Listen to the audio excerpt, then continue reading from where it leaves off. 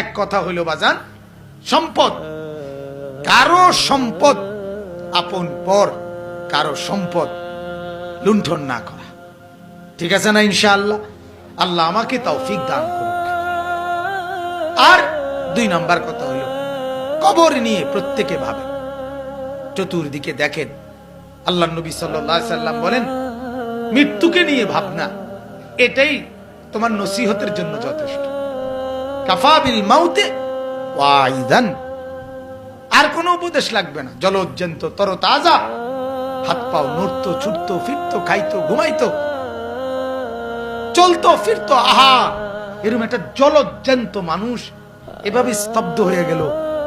এখন আর হাত নড়ে না, পাও নড়ে না, চোখ নড়ে না। এটা কি আশ্চর্য না? এটা আশ্চর্য না? এজন্য আল্লাহ নবী বলেন, এটা নিয়ে একটাবার ভাবো, মৃত্যু নিয়ে, তাহলেই তোমার জন্য শ্রেষ্ঠ নসিহত হবে। আর এমন একটা লাফালাফি ফালাফালিতে লোকটাও করছিল, এখন নাই কেন? এখন নাই কেন?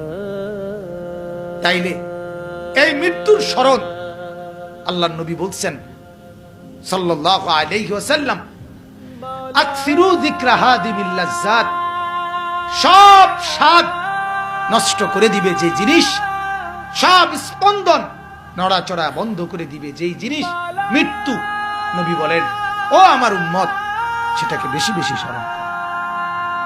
সব ঠান্ডা করে দিবে, পৃথিবী চলবে, তুমি স্তব্ধ হয়ে